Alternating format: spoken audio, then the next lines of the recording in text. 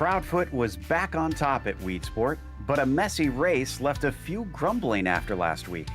With a small change in the format creating fewer spaces in the big show, will it cause even more pressure to do well in our heats tonight?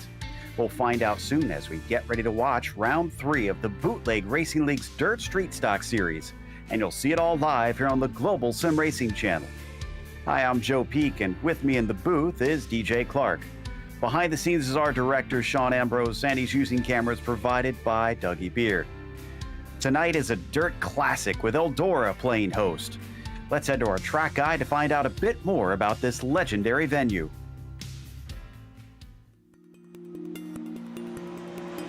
Welcome to the world's greatest dirt track, Eldora Speedway. Located in Rossburg, Ohio, northwest of Dayton, Eldora opened in 1954 and has been one of the premier dirt tracks in the country ever since. The half-mile clay oval, now owned by Hall of Fame driver Tony Stewart, is the perfect track to learn the ropes in any dirt car. It's versatile in its ability to host great racing across the board, including the winged and non-winged sprint cars, modifieds, and all 3 late models. And Eldora features fast and sweepy corners, a slight bend down the back straight, mainly attributed to a rounded-off corner exit in turn 2. Now, like any good dirt track, the best drivers can adapt their style to many different lines depending on the track's condition at Eldora. Get a good run on the cushion, you'll be flying around the outside of the track. Be careful, don't jump the cushion in turn 1. That wall is unforgiving. Around the bottom of the track, turns 3 and 4 can be the more daunting corners, especially as the berm works its way down to the concrete wall. So who will join the likes of Stewart, Steve Kinzer, Donnie Schatz, and Scott Bloomquist, the other legends of dirt racing who have claimed victory here at Eldora? Let's find out. Enjoy the show.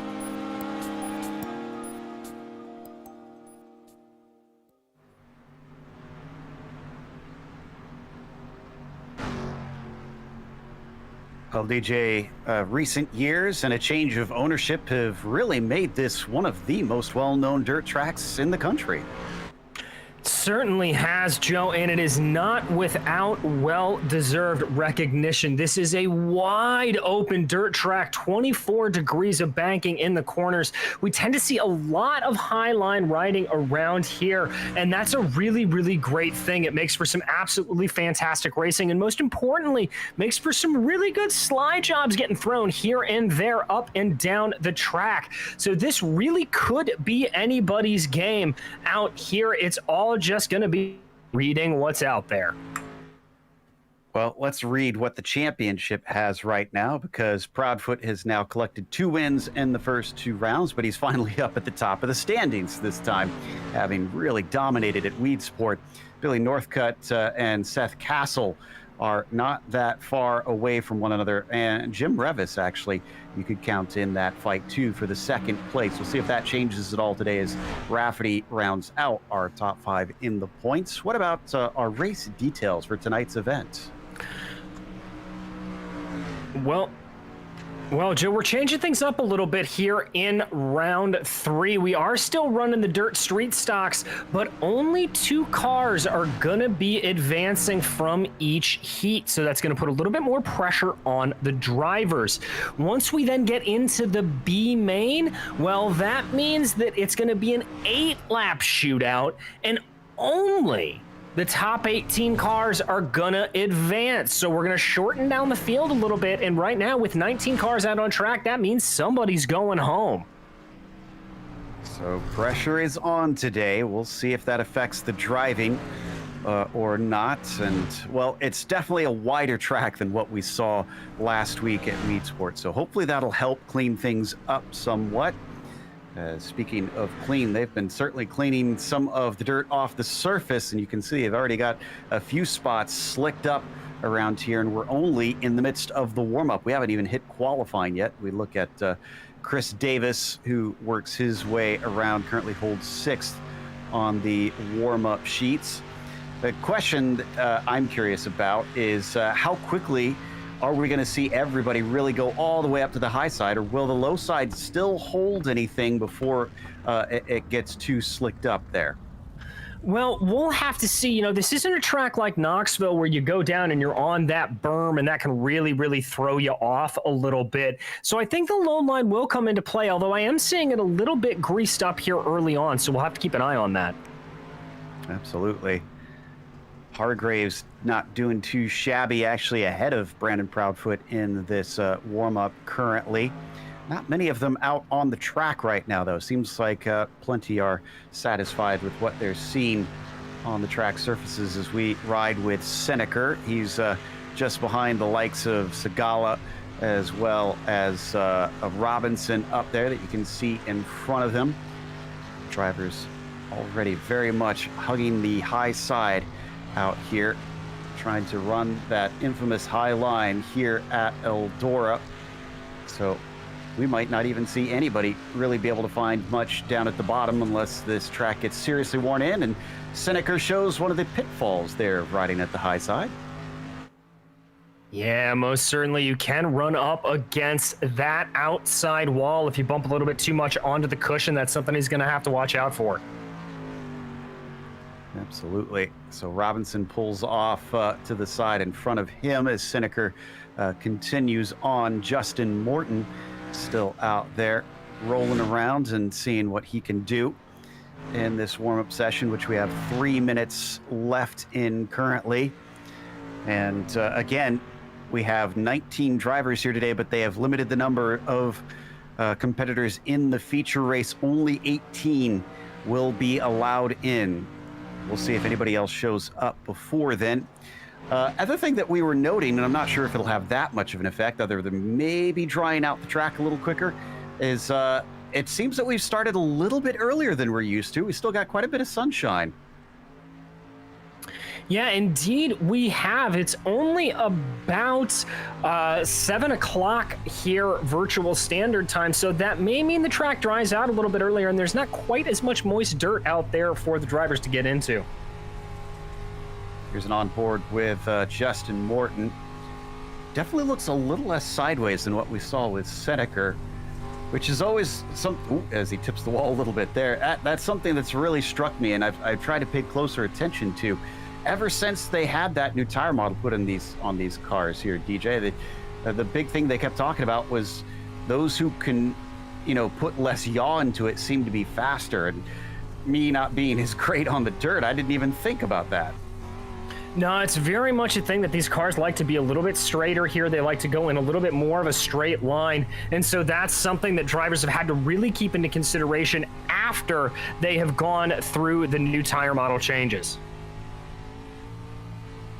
Just continue to work up high. Maybe tries to slide it a little low there on the entry into 1 and 2.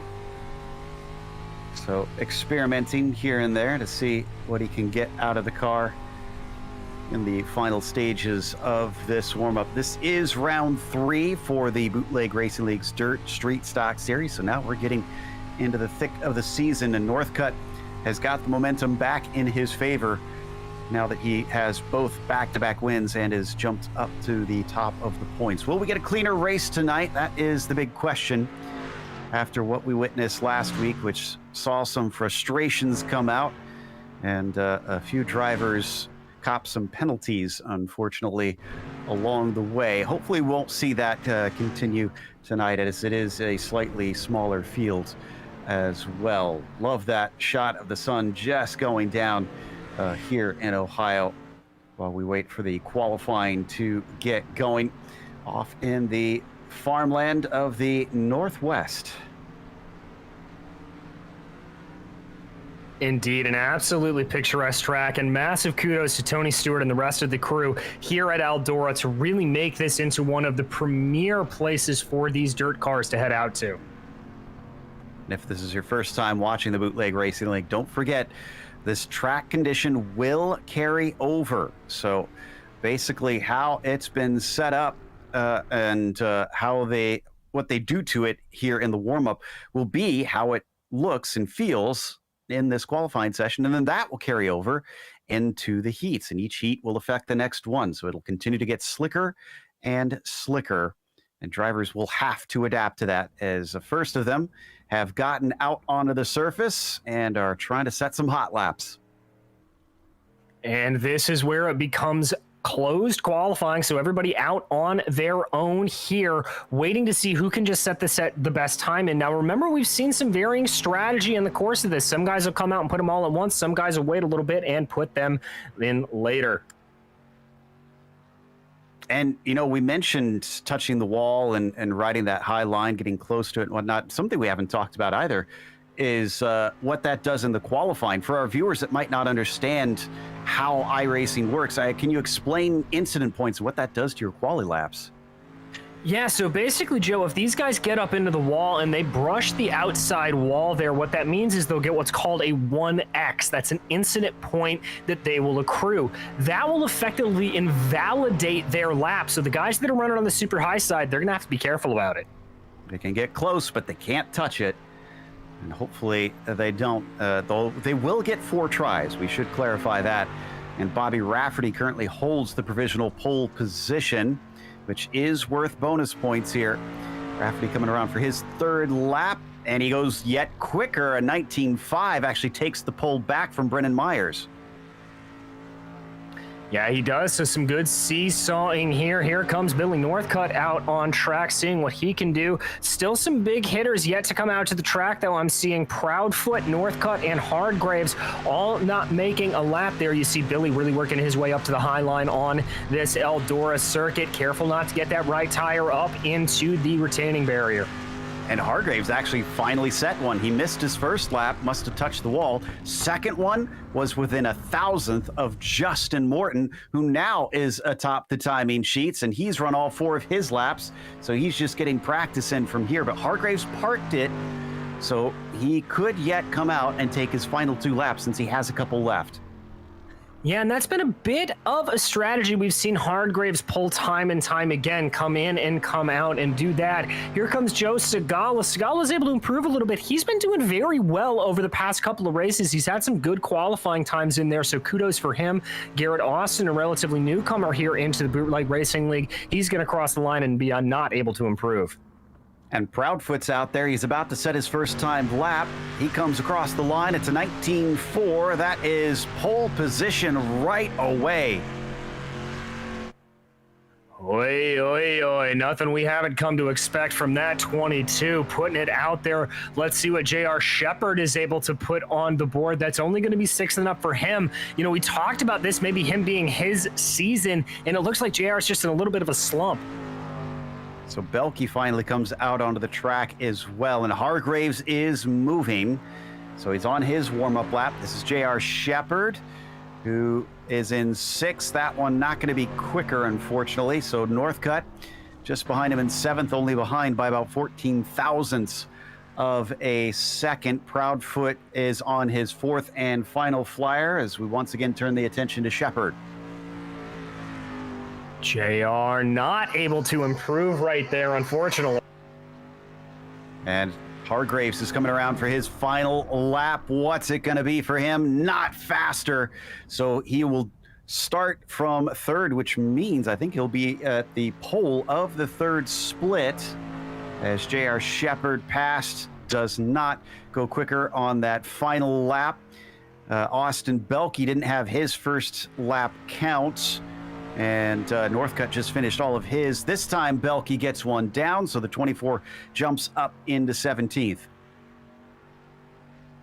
That's a pretty good run for Belke there. We'll have to see if he's able to move up the field a little bit. Just waiting for a few more drivers to finish up their times here. He's got time for this and his last one. So, yeah, he will get all 4 in. A little bit quicker, but it doesn't jump him above that 17 spot. Belke's struggling a little bit here today. Yeah, not exactly where I would expect to see Austin. We've had him seem a pretty good couple of runs here, but back in 17th, very, very off the pace. That's a better time there for him, but I don't think that's going to jump him up too much. Indeed, it's only to 15th. That's the end of our qualifying then. Everybody has set times, and they will be slotted into various heats now. And again, the top 2 are the ones that automatically advance to the feature, but they will get a second chance in the consolation if they need it. This first grid has Brandon Proudfoot on the top spot, with Brennan Myers starting in second, and John Wilson will start from third. In fourth, it's going to be Garrett Austin, and bring up the back of the field, it will be Chris Hazlett. So 5 cars taking part, but only the first 2 to cross the line will automatically find their way into the feature. Everybody else is going to have to race their way into it, though chances are mercifully pretty good for you getting in, as long as you stay out of trouble and aren't woefully off the pace once you get to that consolation race. It's like Pace Truck now leading them out. We'll get 2 pace laps, and then we're on our way for the first heat of the night here in round 3 of the Bootleg Racing League Dirt Street Stock Series. And this should be a good one here, Joe. As we said earlier, tends to be a little high side dominant, and you can tell that is the case by Brandon Proudfoot starting on the outside. Not a lot of the normal crazy competitors that I would see next to him, but we have seen some good runs from Brennan Myers, so he may be able to get a bit of a challenge. Yeah, I wouldn't put it past Myers. He's been quick as of late. We'll just see what kind of jump he can get off the line and how the racing will go from there. Very short races here in the heats at only 6 laps. So those who are starting outside of the front row will have to boogie to try and get themselves past either Myers or Proudfoot to try and take an advancing position. As we come into turn 3, waiting for that pace truck to peel off, and then Proudfoot will have control of the field. There it goes. Proudfoot's on it, and the green flag is out. Very good start for both him and Myers. A look to the inside from John Wilson down to the bottom. Not looking too quick there currently, and Garrett Austin unfortunately losing pace after a brief overlap with the 75. Yeah, looking like they're spreading out a little bit there. Chris Hazlett trying a little bit of the outside line there to get something with the 34 of Garrett Austin. Maybe trying to make a little bit of a move here down to the inside of John Wilson. Not doing anything right yet. Everybody relatively equidistant from second to fifth. 1, 2, 3, 4, 5. Exactly how they started this race. Proudfoot, Myers, Wilson, Austin, Hazlett. As they come across to start lap 3 now. Once again, trying the bottom side. Wilson's red and white machine seems to like running low, but it hasn't netted him any positions yet. No, it hasn't. Myers going very, very low there. Not really anything we've seen anybody doing there. Sees just how much time he's losing, though, to Proudfoot up ahead. Wilson not really able to close the gap. A little bit of a battle starting to develop back in the back between Austin and Hazlett. Yeah, Hazlett on the bottom as Austin smacked the wall through 1 and 2, but it looks like Chris isn't able to get through. Thought for sure he'd be able to plow past. Yeah, I thought he would too as well, but that's not quite going to happen as Proudfoot sets the fastest lap of the race. Here we ride in the back there. Ooh, you can see both cars getting very squirrely. Austin just not able to hold anything down. It looks like Hazlett starting to push the issue a little bit down to the inside. Wilson almost got underneath Myers as well, as we now take the white flag. And that battle for second, again, is very important. Wilson wants to try and automatically advance instead of trying to force his way through in the consolation. Plus, he'll start way lower from those consolation races as Proudfoot takes the win. Myers is the other one to advance, and it's going to be Wilson, Austin, and Hazlett that get sent to the consolation race. And now we head off into the second heat of the night. Up at the top of the field on this one, Justin Morton starts next to J.R. Shepard with Robbie Robinson in P3. In P4, it is going to be Bobby Hayes, followed by Cody Jones. Jones, a bit of a newer name here in the series, and still kind of learning. Saw him accepting some tips and advice from his fellow competitors. Just goes to show you that this is a pretty close-knit group. They may be fierce competitors on the track, but outside of it, they seem to have a good sense of camaraderie. Yeah, they really do. There's a lot of good mutual respect here for everybody. Everybody knows what they're doing, and they don't want to be running too aggressive. We always hear that at the end of the race, just how much everybody appreciates the good, clean run and everybody gives. We stroll around on board with Bobby Hayes here on the outside of that second row. Still not seeing much of the track slick up as distinctly as I thought that it would. Not seeing it really as shiny as you would expect, but maybe that will start to come as it goes on, except for maybe here into turn 3. Definitely seems to be a lot of black showing up on that run into the third corner. As the pace truck now pulls in, green flag is out. Morton is off, and he's going to get a good jump over J.R. Shepard, who slots into the high line almost immediately. Only one running low is Robbie Robinson in the 56. And remember, we've always talked about how Justin Morton tends to like to ride the high line here a little bit, so this could be a track that really, really benefits him. Robbie Robinson, though, on the low line, losing out there a little bit. I gotta say, Bobby Hayes looking very threatening to J.R. Shepard. Indeed, it's staying tight, second, third, and fourth, and Robinson might be finding some grip as he gets underneath the 13. Can he do anything more down there? The middle line is working well for him. Off the corner, he's got a nose ahead, but not the momentum. No, not quite yet, but Hayes gets up into the wall there, and that's going to allow Robinson to slide on by.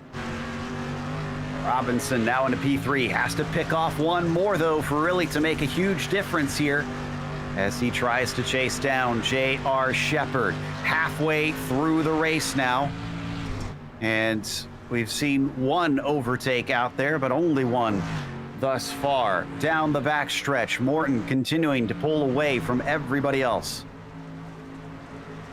Yeah, Morton just looking like he's running a very, very good line here. Cody Jones just trying to hold up in the back. Robbie Robinson may have a little bit of pressure from Bobby Hayes behind him, but Hayes runs up into the wall.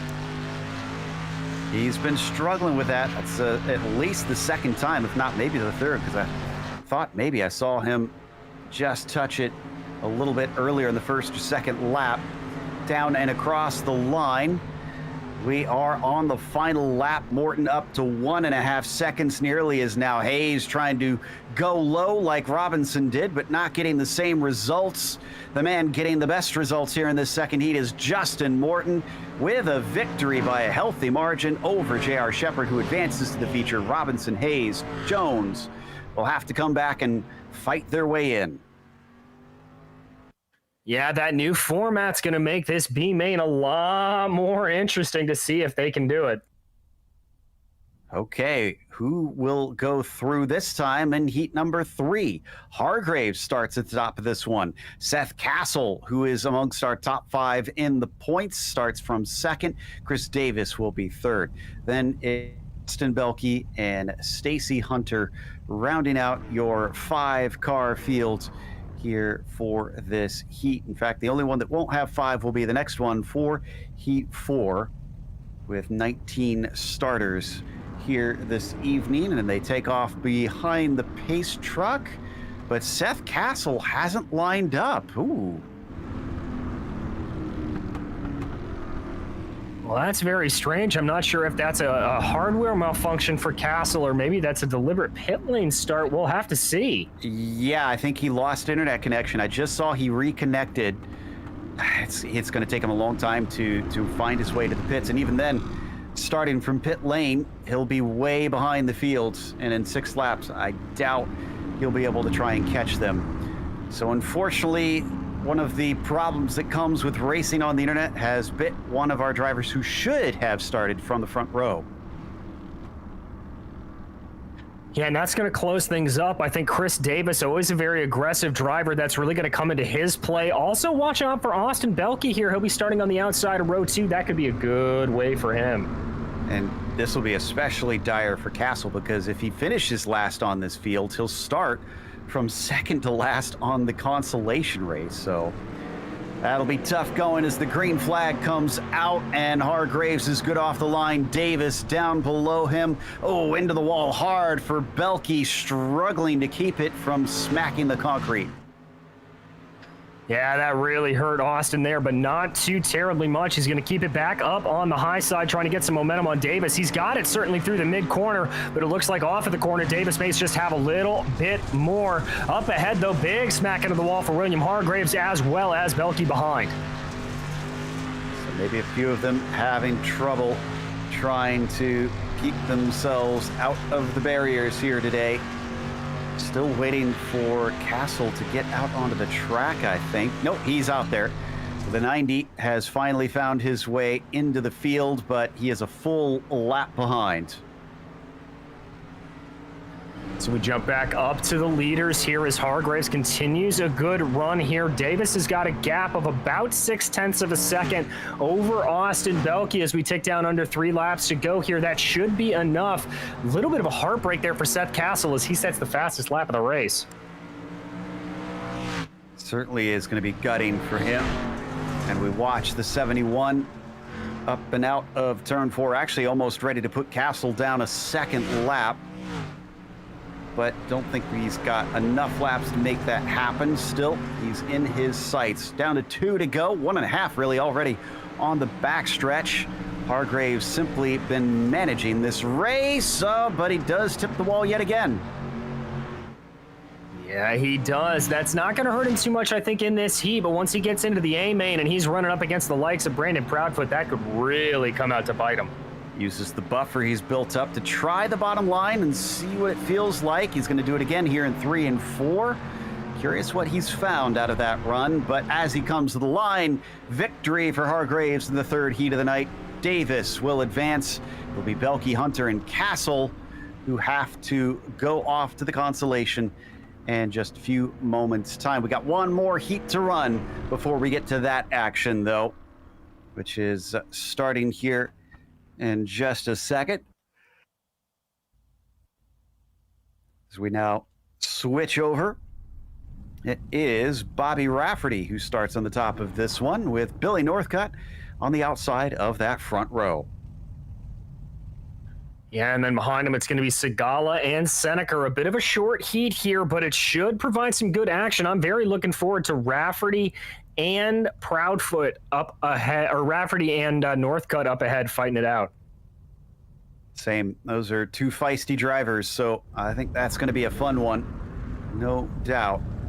Rafferty still sporting his new colors on that car with his recent sponsor, and he's going to start that 77 from the high side.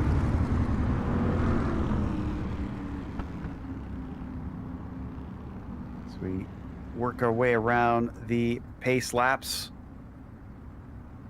You know, it was amusing. I've been reading up on the history of Eddie Rickenbacker, who obviously started in racing before he became a pilot. And his experience in dirt apparently had a very quick lesson in the ideals of reading the track, because he did a lot of practice before it was worn in, and then went to the race and flipped the car over in the ruts because he thought he could take it faster. So just goes to show you've had to watch the evolution of the track since the very beginning. Well, that's one of the things that has been always a constant here, Joe. You've got to always be on your game. Here we go. Green flag is out, and Bobby Rafferty gets a good jump as behind him Northcutt rides the very low line all the way down to the wall. Middle line, interestingly, for Rafferty. Maybe trying to stay underneath the regular racing line a lot of drivers have been using, but up through 3 and 4, he likes that high little bit of dirt up against the wall, and it gets him the shot off the corner. He'll stay a good half a second ahead of Northcutt. He will indeed. Northcutt really doesn't look like he's got too much for him, but Segala's got a little bit of his hands cut out for him with Seneca trying to come up on the outside of him. That's a good little battle shaping up at the back. Yeah, this is to decide who winds up starting dead last in the consolation, which will be the only driver going home if they finish there, and Seneca unfortunately just hit the wall. Ooh, and that's really going to hurt him there, but look, they're still side by side, so that battle not going away. They call it the cushion up there, but it is anything but comfortable right now as the drivers are desperately trying to find speed to stay ahead of one another. Seneca going to find a better launch off the turn, but too good as he almost smacks the outside. He just catches it, and Segala is back with him once again. Is indeed. This continues to just seesaw back and forth and back and forth. A real titanic battle here going on in the back. 81 nearly passed him through 1 and 2. He's got the nose ahead as they come around to take the white flag. This time by Rafferty and Northcutt have been cruising around easily in those advancing positions. A big slide from Segala costs him momentum. In the meantime, Bobby Rafferty up at the front, a 1.7 second lead. Just demolished the field out here today in his heat and takes the win ahead of Northcutt, who finishes in second, with Seneca beating out Segala in the end, finishing the last of our heat races, which means we are to the consolation, and things now get serious. It is John Wilson who starts on the inside of the front row with Robbie Robinson in P2. Austin Belke starts from third with Seneca in P4. Garrett Austin will start from fifth, and the outside of the third row has Bobby Hayes. And the inside of the fourth row will be Stacy Hunter, followed by Joe Segala and Chris Hazlip and Cody Jones behind them, with Seth Castle ringing out the back of the field. Oh boy, this is going to be interesting without a doubt, as they now line up who is going to be the unlucky soul that doesn't get to partake in the feature. We haven't had an actual cut line in some time. Haven't had enough cars to hit that. Be curious to see the stats and see how long ago it was that we had the last race where someone didn't make it to the big show here in the Bootleg Racing League Dirt Street Stock Series. Wilson and those up at the front, I have to imagine, DJ, they basically just try and just stay safe with it. Yeah, that's really what I've got to be thinking. You don't want to get into an accident here and run the risk of being all in the way in the back. You just want to make it to the A main and see what can happen there. It's those at the very back who have got to hustle and try and pass some cars to keep themselves safe, to not be on the bubble. Cody Jones will be the one that starts on that bubble ahead of Castle. Both of them relatively new this series. We'll see if that makes much of a difference, but they're certainly getting a rude welcome here to the series as the pressure is on to perform. Pace truck is off. Wilson has control. Green flag is out for the 75. He gets a good jump behind him. Belke gets underneath Robinson, but can he complete the pass for second place? Oh, he's going to try to, certainly making a move up the inside to see what he can do there. But it looks like Robinson's going to have some momentum around the outside. We're too wide behind them as well. Ooh, a little bit of a slip up behind them. That was Austin, who got sideways down through 1 and 2. They all start to get in line up at the front. Wilson, Robinson, Belke, Seneca, before we finally get a battle with Austin down below. In fact, he's coming up on the side of Seneca even. Yeah, it's getting very slicey and dicey. Ooh, big hit into the wall for the 61 of Brian Seneca there. That may open up a little bit of an opportunity for Bobby Hayes to try to make a move, but the 34 of Garrett Austin trying to make a move up the inside. Little bit of a slide job there from Bobby Hayes as he tries to go around. Briefly, 4 wide through 3 and 4. Hayes getting that speed up, trying to get away from those behind him. Right now it is Cody Jones who is still the one set to go home. Castle, who's climbed up from the very back, is already into 6, and Robinson challenging on Wilson for the lead. Yes, he is, and there's a good run around the outside. That is going to be Wilson holding it on, despite the fact that Robbie Robertson did set the fastest lap on that last race lap. Robertson diving down to the inside. They're just swapping back and forth, and oh, big kerfuffle on the back. That's Belke, that's Hayes, and that's the 61. Oh, huge wreck, and unfortunately Seneca got the worst of it. Went tumbling Let's take a look at the replay. This started, I think, with Hayes. Yeah, it was a little bit of contact there with Hayes and Belke, and then that 61 of Seneca just got caught out by it with really nowhere to go. Which means that Hayes is now the one set to not advance. He is sitting in 11th, and Seneca is also in pit lane. So everybody else just has to see the checkered flag. Actually, they don't even have to see the checkered flag. They are safe through, and we are down to 1 lap to go with John Wilson leading Robinson. He's rebuffed him. Castle made his way up into 3rd by avoiding all that chaos that happened in the mid-pack. But John Wilson will win the consolation race. Robinson with a 2nd as Castle rounds out the podium. Everybody else coming across the line, and oh, I'm seeing Seneca now scored in 11th. No, it is Hayes still, excuse me. Well, all right there as they cross over the line. That's going to set the order for this A main. Ah, poor Bobby Hayes. Not the person I expected that won't be able to partake in the feature tonight, but that's sometimes the nature of dirt racing. It can be unpredictable, and it can sometimes be very cruel to even some fast drivers as we now head around on the warm-up. Okay. What do you think about that, DJ? Since we had fewer cars advancing, did it feel different, or was that pretty much business as usual? Well, I think because there was only one car in the back, it did feel a little bit business as usual. People just kind of holding back, not wanting to be overly aggressive with what they were doing. Yeah, and surprisingly few passes in the heats. We saw quite a few more with more cars out there in the consolation race, but it's from every indication at this point, DJ, proving to be tough to overtake.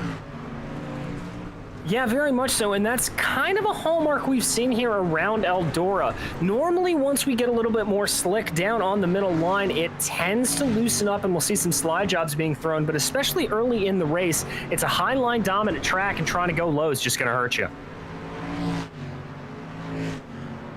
Yep. Somebody I'm sure we'll be able to figure out. We did see a couple drivers surprised by making middle lines work, but we've now cut a lot into the circuit. You can see coming off of 3 and 4 just how much it's been rubbered in. Not nearly as badly there in 1 and 2.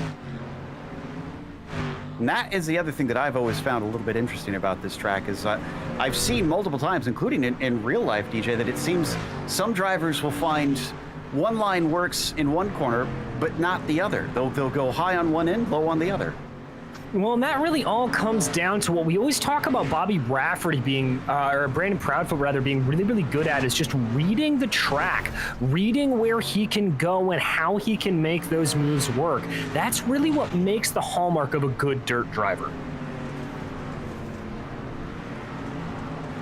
Looks like Rafferty pulling some speed out here in the warm-up as well, as he was quick in the qualifying session. He holds the top spot on the timing sheets, although they don't mean anything. They don't give them any points. This is strictly for informational purposes, this warm-up session, so drivers can get acclimated if they haven't been out since those early heat races. And the track has naturally changed quite a bit since then. Yeah, indeed it has, as they really start to rubber all of this in, the dark patches on the track coming in. As I said, that may help for some slide jobs later on, but we'll have to see. A few of the drivers not out there right now. I don't see Seneca or Myers. No, I take that back. Myers has taken the track. Looks like Hargraves is out there, but not Seneca. Now, he was out there just recently, although he didn't see the checkered flag in the consolation race. But he's got pretty recent experience. Maybe he's just saving his energy, waiting for the feature to start before he wears out his arms here today. As not sure who that was. I think that was a 75 there, just clapping the outside wall there briefly that we witnessed on the screen. That would be John Wilson who did that one. 1 minute left to go, and we're starting to get quite a bit of dirt and dust kicking up too. It seems that as the track is drying out, the air is getting all that more foggy.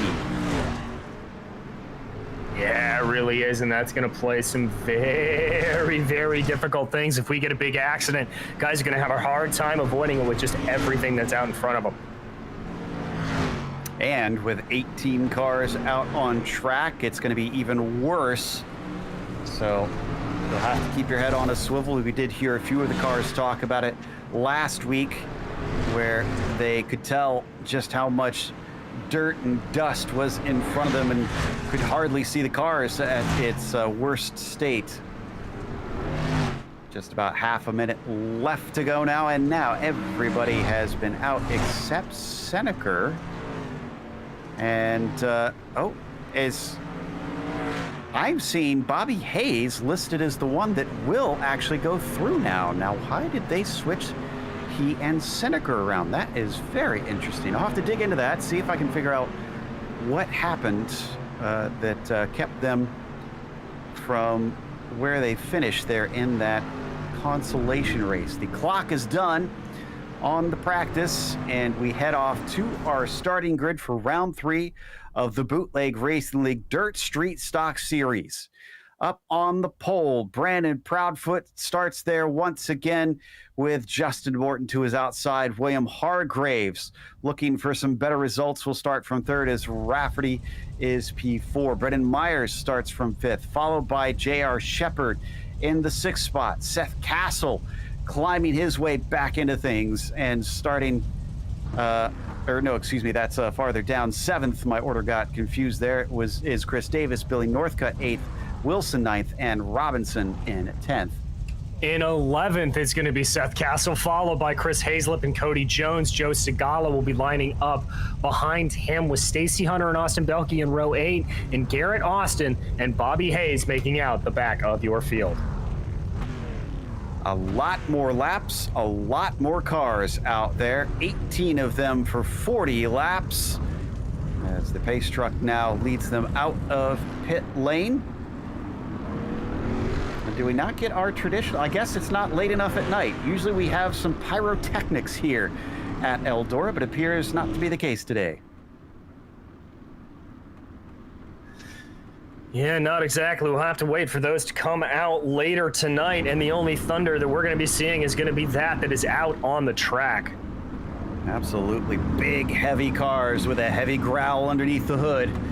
These dirt street stocks may be the beginner's car here on the streets or the dirt side of iRacing, but they're a heck of a lot of fun to race, and you can certainly get competitive out there with them, getting beaten and banging on one another, leaning on the cars around you. Who is willing to get that rough and tumble at this track here in Ohio?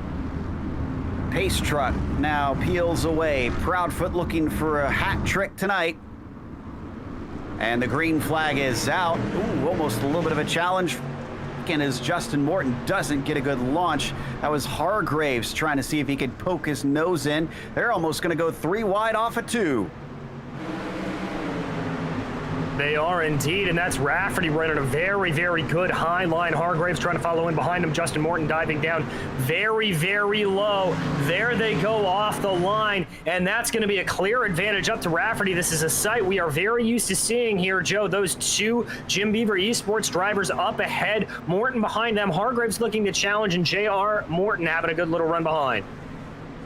Hargraves has really wanted to get onto that podium. He knows that he's got to try and make some in-grounds in the championship, some inroads, because he's outside the top 5 currently.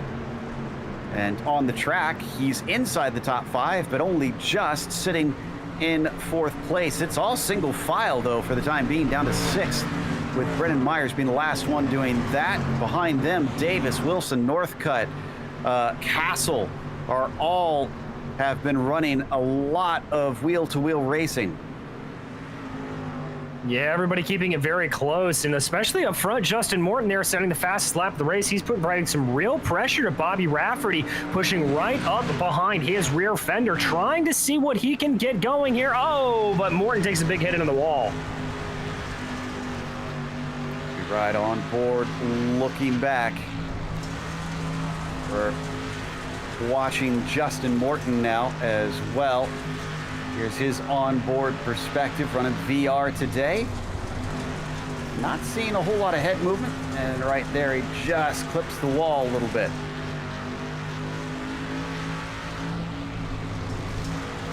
Yeah, definitely getting a little bit of clip. That's going to slow him down ever so slightly, but we'll have to see if he can recover from it. Riding on board there with Morton, you can see the little micro adjustments he's having to put in. Ooh, carries some good speed into the corner, but it costs him a little bit as he has to overcorrect, although it looks like the Rafferty's getting a little bit squirrely on corner exit. He's keeping him honest. He's still within just a couple tenths, and Rafferty also about the same distance from Proudfoot, but neither has been able to overtake. Proudfoot's been leading every single lap he's taken part in tonight. Watch them all just ride the rim here out of turn 2 onto the backstretch. Yeah, indeed it is, and these three are really starting to separate themselves out from William Hargraves, making this a 3-car battle as we tick over 8 laps to go.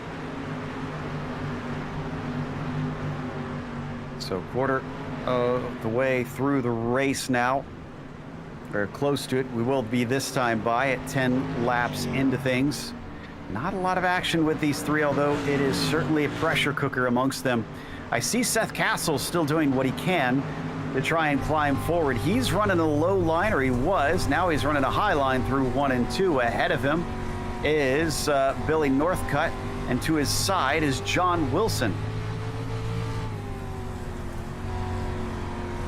And there they go, working their way around Castle, trying to go down low there. You see that speed not carrying him as much as he would hope to. Now dives back up to the high line. Oh, but big clobber into the wall. Gotta watch out for that concrete. It's always the same place every lap. So hasn't exactly moved. Castle still dealing with Billy Northcutt here. Coming down into 1 and 2. Can he get a better line this time? It appears so.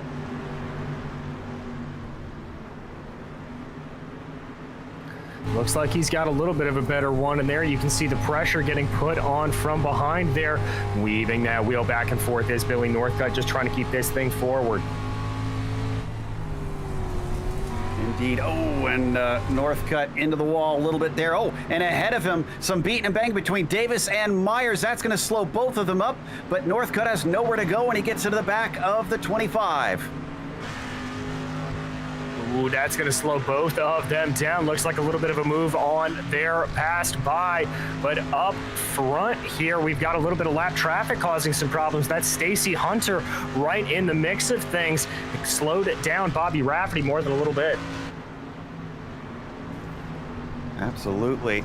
And this is allowing the front of the field to get a healthy margin over everybody else. We've been green since the beginning, and things are spreading out by a huge margin. Northcutt on the underside of Myers doesn't get anything, and like on cue, we get a caution. Garrett Austin seems to be involved in this one. I also see Cody Jones at a halt. Yes, indeed. Let's go back and check out the GSRC replay on this. This is the 32 that we saw diving down in there. Oh, looks like that was just a double incident there and nowhere to go. Yeah, Cody Jones turned the wrong way into the corner. And unfortunately, changing direction suddenly in these cars is not exactly easy. Just lost it all by himself. Ooh, wow. Wow, that was a big hit.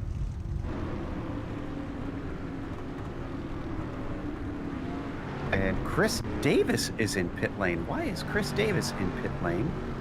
Not entirely sure. Maybe he picked up a little bit of damage there along the way. He was the one that made contact with Brennan Myers. I wonder if they touched suspension. He was crabbing on his way in, so clearly had something out of whack in the car. They do get a spare car, so thankfully he's able to return, but he's going to be at the back of the fields And laps do not count now in this series. If you're joining us for the first time in a few races, so yellow flag laps, I should clarify, do not count in this series, as we are doubled up and ready to go. It'll be Proudfoot to the outside once again. Rafferty to his inside. His teammate is going to get a pretty good start, but not able to stay beside him. He is going to be able to jump Hargraves. Yes, he is, so that's going to help him. Morton going down to the inside a little bit there. It's going to be interesting to see where that momentum comes back. Looks like it's going to go to Hargraves, so Morton's going to lose out just a little bit on that. Ooh, a little bit of a kerfuffle in the back. I see a couple of cars spinning around. Are they going to be able to hold it around? That's the 90 spinning. I think we may be in for another caution, Joe. Not yet, but he got hit hard. It was Castle, who is T-boned by Hazlip. Unfortunately, we got a replay of it. Almost caught it twice, but unfortunately, poor Hazlip had nowhere to go with a car broadside across his path. Yeah, so that's not going to help him that much, but they're going to continue on racing. Whoa, up front, Brandon Proudfoot making a hard run past Bobby Rafferty. Bobby made a slide job in 1 and 2. It didn't work out. It seemed that Brandon was wise to it and just easily slipped past, but Bobby now starting to try some things. So things starting to get a little spicy between these two teammates, and I think the person who's going to be loving that most is going to be William Hargraves behind them. Justin Morton has fallen off a little bit since the beginning of that start, but we'll have to see what they can do here. Yeah, he thought about it for a brief moment, but it seems that Brandon's better pace has pulled them away from one another, as once again into the barriers. Hargraves struggling to keep out of trouble here today. His top three have gone single file, but I can report for fans of Hazlip, his damage has been too much. He's actually pulling off below the leaders now. There you can see him on the screen, and I wonder if he's going to come in and take a spare car as well. He very well might too, but my guess is he's going to want to come in on a yellow period if he can, because he is not going to want to have to do that when he is under green. That'll definitely lose him a lap. Yeah, he won't have to lose any laps if he stops in under caution, since the laps don't count. Take his time, get back out there, and get going. Meanwhile, 3 wide along with Hazlip at the bottom, so it's 2 for position with Northcutt alongside Shepard. Yeah, so things starting to get a little bit spicy there. That's Northcutt really trying to make the move on there. Ooh, big dive down low. Is he going to try to throw that up into a slide job? Little bit of a modified one, but he's going to give Shepard plenty of room to carry the momentum around the outside. And Northcutt is not giving up on this. He's continuing to try. So we run on lap 24 now, but off the turn. Seems like the grip is still not quite there. This could be a slide job if he lets it drift up. He does a little bit, but leaves the door open, and Shepard continues to fight back. Yeah, that battle's certainly anywhere far from over, as we've only got about 15 laps here to go. Northcutt really trying to put the moves on him there up front. Proudfoot able to put about a second away from Rafferty, but Morton keeping on the high heels of Hargraves. As we watch from on board Morton, we get a caution, and not sure what caused that one. See Cody Jones slow, but he was coming out of pit lane. May have actually been Cody Jones. This is very strange, similar to what we experienced last week with one of our drivers, which I need to double check who it was, but someone actually got a penalty for pulling out onto the track and then coming to a halt, trying to let the leaders by, but that brought out the yellow unintentionally. Yeah, it did. So we're going to get all geared up back here. 14, maybe 15 laps to go when we get re-going. Okay, so will put a pause on things. Again, laps do not count under caution. And Proudfoot still leading. Almost wonder if we're going to see an even more aggressive move out of Rafferty, with last time him really only getting the shot that he had, that those first couple laps back to green. Yeah, it seems like once he starts to pull away a little bit, it gets harder and harder for him to actually be able to pull in behind. So I think those opening laps are really where he's going to have to put the pedal to the metal. Okay, we're gonna throw off the green flag here for one more lap as they want to get them sorted a little better behind the pace. Oh, and somebody was turned at the back. That was between Garrett Austin and Chris Hazlip. Not sure if maybe there was just a miscommunication there or something. Yeah, I think it was just a miscommunication. Hazlip started to turn down and didn't realize he was going to have Austin underneath him at the last moment. The two came together and had a little bit of an embarrassing slow spin, but now we're going to once again come back to racing as we wheel around to turns 3 and 4. Proudfoot and Rafferty have been up at the front, but it has been the Brandon Proudfoot show here tonight at Eldora. Green flag is out. Ooh, here comes Justin Morton up on the high side, and the total downforce racing machine gets a little bit of a tip from Hargraves, keeps it from going into the wall. Hargraves now fighting him. Hargraves really trying to make that move down to the inside. We know he wants it. He's going to try to go for it, but I think that momentum's going to shift back to Bobby Rafferty and indeed Justin Morton as well. So Hargraves, oh, hard into the wall for the 71. I think he'll be able to get away with it, but he's definitely lost some speed in that.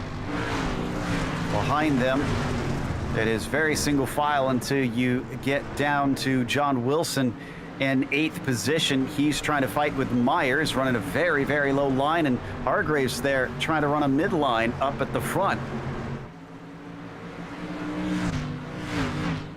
And that doesn't exactly look like it's working as well as he would like it to. I still think that high line's the way to go around here. Oh, Hargraves loses control, spins back into the field.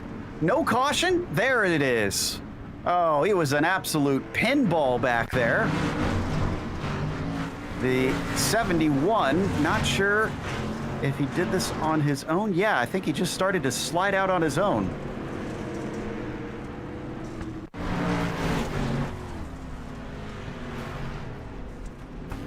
Ooh, looks like he got a little bit of contact maybe from the inside, Joe. Well, what started him coming down to the bottom? You know what? I think he was trying to maybe cut down or something. I almost wonder if he was trying to get into pit lane. That very well could what it have been. It was very strange. It didn't really feel like he lost control of the car, but he was intentionally, it appeared, trying to go to the bottom, and there was a car there, and that just erupted into an absolute mess for him and multiple others. Yeah, really did not end there well for him at all. Bit of a heartbreak for what was a great run. Well, this is great news for J.R. Shepard, who now finds his way into 4th. Northcutt up into P5. How about Austin Belke? Started this race in 16th. He is running in 6th position now. I mean, that is a heck of a run for Belke. I've really got to give him credit on that one. I did not expect him to move him all the way up that forward. There's his onboard. So we'll watch and see what it's like from his experience. Unfortunately, we don't have a beats per minute for his heart rate like we've seen recently in some real world series, but we could still see if this is exciting enough to get a reaction out of him. Green flag is out. No, looks like he is just cool as a cucumber as they slide into 1 and 2. Certainly keeping it together there, doing what he can and going well. There you see, just following behind Justin Morton. Northcutt to his low side. You can see him in the black and white car, but he can't get the launch off the corner.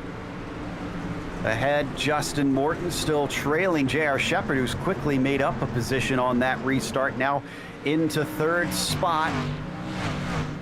Cars banging doors a little bit at the very back of the field. You can see them all clogged up.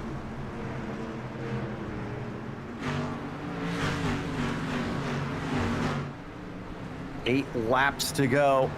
Proudfoot still easily ahead of Rafferty, and Morton tried to pull a slide job on Shepherd that didn't go well. Now he'll have the tables turned on him as Northcutt tries to do the same, but Northcutt finds the same issues. Yeah, just nothing else but that high line really working here. It's not going great at all. Another yellow flag. Robbie Robinson, the cause of this one. I think he had it coming together with Segala. Yeah, the 81. Of course, I don't think this is Joe's fault necessarily. Ooh, and Joe's going to get a big hit as well after the fact. So this is Robinson. You see he'll get tipped into him. Robinson gets sent down, and then watch this. Big hit into the wall, and boom. Ooh, that's going to be a double day over there for him. That was Cody Jones, who I think may have already used his spare car. So I don't know if we'll see him return to the track. What's extra frustrating for Segala is that Jones was multiple laps down. So he wasn't fighting for any sort of position, but it's just poor Cody didn't really have anywhere to go, unfortunately. No, he didn't, and sometimes that's what you happen when you're talking about dirt racing here. It is very, very tough to try to get out of the way of anything. Okay, 7 laps to go. We started out in the first half of the race with a lot of clean racing, and now we've been seeing things slow down. Can the drivers clean it up? Will we be able to take it from here to the checkers under green with no more cautions? And we are not going green this time by. They're going to extend the caution, make sure they can get everybody lined up how they want. That feels like a pretty good call there to do, I have to say. Just making sure everybody can get a good, clean start. We want a good, clean 7 laps to go. And let's not forget, the restarts with 10 laps to go are single file now. So drivers will have to try that much harder to try and get an overtake on the restart. So they all line up right up against the outside wall, not wanting anybody to be able to get the jump. If you can pass before the line, you're allowed to do it around the outside. Everybody fiercely protecting up to the right-hand wall. Here we go. Pace truck is in, cutting across the bottom. Proudfoot has a good start. Rafferty trying to chase him as Shepherd is right on the bumper of the 77. He's going to try, but Morton looks like he's got a little bit of a run here as well, trying to push his way up forward on to J.R. Shepherd, but not quite enough. They've got to watch out. That's Billy Northcutt in the back, who could be potentially coming on strong. Norton looks like he's got a really good run, though. He's going to dive down to the inside through turn 1, maybe trying to throw a slide job onto Shepherd. He's going to come up into him. Oh, contact between the two. Didn't quite time it right, and Shepherd hold on to that spot. Now Northcutt tries to do the same to the number 9, but he doesn't have the speed to get beneath him. They come back to single file down the front stretch, all of them just flirting with that concrete with their rear bumper. Down the back stretch, closest battle still 9th, 5th, or 4th, 5th, and 6th. Yeah, very, very quick there. A little bit of blinking there from J.R. Shepherd, but Morton's still hot on his heels. Northcutt not letting it go away. 3 laps to go. Watching Proudfoot. Oh, and look at this between Belke, Myers, and Wilson. That was Belke just clipping the wall. Wilson trying to go low. Up top, I think Myers is the momentum, but not enough to pull fully past the 75. And not quite enough to be able to do it here. But Myers is going to keep trying. They're coming to the white flag this time by. Last lap for Brandon Proudfoot. I asked earlier on, is this going to be a hat trick for him today? Right now, with a gap of about 1.2 seconds, I'd say the answer is looking like a resounding yes. Out of turn 4. Brandon Proudfoot takes yet another victory, pushing him towards another championship. Rafferty second, and Shepard with a much-needed third for his championship hopes. Absolutely fantastic. That's the run that JR needed. We talked about he has sort of always been perennially the bridesmaid, and good to see him back up on the podium. That's going to take us to a quick break here on the Global Sim Racing Channel. We'll come back with the unofficial results as well as driver interviews, so stick around.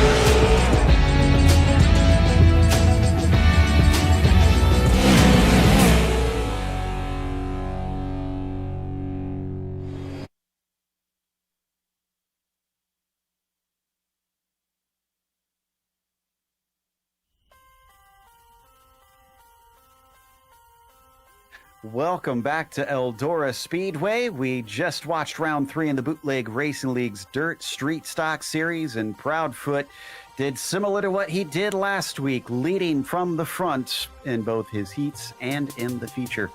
Bobby Rafferty wound up in second, despite not starting on that front row, with J.R. Shepard climbing from 6th to 3rd. He's got to feel good about that one. Justin Morton, who did start on the front row, fell down to 4th, couldn't climb his way back forward. Billy Northcutt was P5, and Austin Belkey, we were commenting how his qualifying did not seem right. Well, his race pace seemed better. It was from 16th to 6th for him. John Wilson was 7th, Brennan Myers in 8th, Chris Davis 9th, and Bobby Hayes in 10th. In 11th, it was Seth Castle recovering from a little bit of a rough session out there. Joe Segala was 12th, followed by Garrett Austin, who was the first car a lap down. Chris Hazlip, Robbie Robinson also a lap down, with Stacy Hunter 2 laps down, and Hargraves and Jones unable to finish the race. So it looks like we've got our winner ready to talk to us, Brandon Proudfoot. Brandon, another clinical race out there today. The only time that it seemed you were challenged is that at one point, Bobby tried to get underneath you. Did you see that one coming? Yeah, I did. It was, I ended up hitting the wall there in the straightaway, and it broke my momentum, and He ended up trying to do the slider, but he didn't think he was going to get clear, and I kept it up on the wall, and it ended up working out. It was a narrow miss, of course. It seemed like it was pretty tough to try and make passes on other drivers without those major mistakes. Does that seem accurate from the driver's perspective? For the lower powered cars like the street stocks here, definitely. Whenever it gets burned off this much, you can't carry enough momentum and also change your trajectory at the same time to get yourself in front of that driver. And whenever the track stays strong up on the top here, like at Eldora, your lower power cars really struggle to try and keep that projection you might have towards the end of the heat races or even a little bit at the beginning of the B main. But the higher power cars, usually they can still project. But for these cars, definitely a lot tougher. Makes sense to me. Cedar Lake, have to imagine with the progressive banking there, we might see some similar stuff happening. Do you expect it to also be a high preferred track this season? Cedar Lake, it can be a little bit interesting. Depending on how the track breaks down, you could have some slider lines showing up, especially in 3 and 4 there. But that cushion 1 and 2, it kind of really doesn't start until after that track exit point, and sometimes your right rear, your quarter panel there will get a little bit too close and might give you a scare. So be on the lookout for some guys possibly hitting that a little too early there in the feature for next week. Well, that was Brandon Proudfoot, our winner here in the round 3 of the Bootleg Racing League Dirt Street Stock Series. Bobby Rafferty wound up in second here today, and DJ has caught up with him. I have indeed, Bobby. That was a pretty much neck-and-neck battle with you and Brandon throughout the entirety of that race. I know it's not great to come out on top, but battling like that's got to feel fun. Yeah, it's fun, but I'm definitely a little bit disappointed. Eldora, definitely not one of my favorite tracks, and earlier in the race I thought I might have had something for him, and I ended up messing up my entry into one which I struggle with when the track gets slicked off anyway, and ripped the right side of the car off, and it wasn't the same after that. But congrats to my teammate Brandon. As we always say, winners get whiskey. Have one for me, bud, because I'm sweating. Well, I feel that. I mean, it really seemed like, as we've sort of come to expect here from Eldora, that this is a pretty top-line dominant track. Was there really any thought about trying to dive down low? I did once or twice, and it just there's nothing there. It's if you get into like the sprint cars or late models, or even the 358 mod or the big block mod, you have enough power to pull you up out of the corner. But with these fixed setup street stocks, you don't have enough gear to pull you up out of the corner, so it's about impossible, and it becomes one lane race. And I had one shot at Brandon and mess up the entry into one, so I wasn't able to get the right angle on the car, and I had to woe it down so I didn't kill the both of us. I'd rather take second than wipe anybody out. So that was my one shot.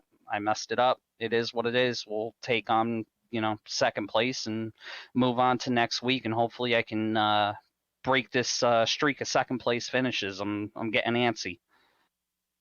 Well, I know you said you liked Cedar Lake before. Do you think that's going to be your best opportunity to really go for that? I definitely think Cedar Lake will it'll be a good chance for me. I mean, these last couple races have all been real good chances for me. I run good at these tracks, whether I like them or not. But yeah, Cedar Lake, I definitely feel like I'll be pretty strong there. We'll have to see what happens. There's such good competition in this league now, between JR stepping up, Justin stepping up. You've got Hargraves, Northcutt. You got Brandon. I mean, there's probably even Seth. There's like 7 or 8 of us that can win any given week under the right circumstances. You have to be dead perfect. Oh, I feel that, my friend. Anybody you'd like to thank, though, for this second place here tonight? Yeah, of course. I've first off got to thank Bootleg Racing League for putting the league on, you guys at GSRC for the continued outstanding broadcasts. Also have to thank my team, Jim Beaver Esports, our main team sponsor, Fistful of Bourbon. I've also got to thank my sponsor, G-Coin, for jumping on board with us last week. Hopefully they'll hang around. I promise, guys, I will get you that win. Also got to thank General Tire, Polaris Razor, Vision Wheel, Sans Racing Fabrications, Matt Kalish, who does all of our design work, everybody that helps us put this deal together. And I also just want to wish my teammates Connor Parisi, Cam Peterson, Josh Edmondson, good luck in the Rallycross Pro qualifying. All three of them are doing phenomenal in points, even though it's only the first week. Hopefully we can lock 3 of those cars into the World Championship this upcoming season. Well, we'll be rooting that on. And now, finally, Joe Peak has caught up with your third place finisher, J.R. Shepard. Indeed, and J.R. picked his way forward, but in an interesting manner. I noticed, JR, something we didn't really cover. You seem to lose touch with the leaders each time until the cautions kept coming out. Were you kind of grateful that you kept getting those and closing that gap? Yeah, I'm no match for the guys on the dirt side here. They are crazy fast, and they're able to ride that cushion extremely well, and I just don't have the talent for that. So I'm just trying to keep the car clean, keep it off the wall, and that loses time when you do that. So yeah, the cautions definitely helped me regain some positions there. Made a bit of a deal out of the lessened number of drivers that advance in the heats this time. Did you feel that extra pressure in the heat races, or is this kind of everything's just normal? Yeah, tonight we actually had a fewer cars than what we normally do, so it wasn't as much pressure, but it definitely will be going forward because only 2 guys advance, and then you have to go to the B main to try to get in, and anything can happen when you're racing. So one mistake and you can be at the back and miss out. So it's definitely more pressure packed than it was last season. So sounds like the drivers are feeling it somewhat down there on the track. Heading off to Cedar Lake, is there anything in particular you're watching out for when you head off there? No, I don't have a ton of experience there. Ran a few races. It's a fun track for sure. I just hopefully we get some multiple grooves going in, whether it's the bottom and top or middle and top, something so we can race around each other. That would be awesome. All right. Well, congratulations, JR. Anybody you want to thank for this podium? I just appreciate the Bootleg Racing League for allowing us to do this. Everybody at GSRC, appreciate everything that you guys do, and you really make us look good. So really, really appreciate that, guys. As J.R. Shepard, third place finisher. Sounds like drivers as well are hoping to try and find someplace a little bit more multi-groove. As we close up with a big thank you to the Bootleg Racing League and bringing us back for another season of coverage of the Dirt Street Stock Series. And also a thank you to the companies that provide the software and hardware for our broadcasts listed here on your screen. Additional thanks to June Lalonde, who provides our wonderful music. See the screen for how to get a hold of more of her great work. Thanks to the team today, DJ, Sean, and Dougie. If you'd like to find out more about GSRC, it's at globalsimracingchannel.com, or look through our social media listed on the screen. Also, check out our merchandise store at simracingmerch.com/GSRC. We keep a link in the description below. Don't forget to subscribe to our YouTube channel so you don't miss a moment, because, as we said, next race is going to be at Cedar Lake. That'll be Friday, July 23rd at 7 p.m. Eastern. We have upcoming races for other series listed on the screen, so check those out and mark them down on your calendar. But until next time, race clean, race hard. We'll see you on the track.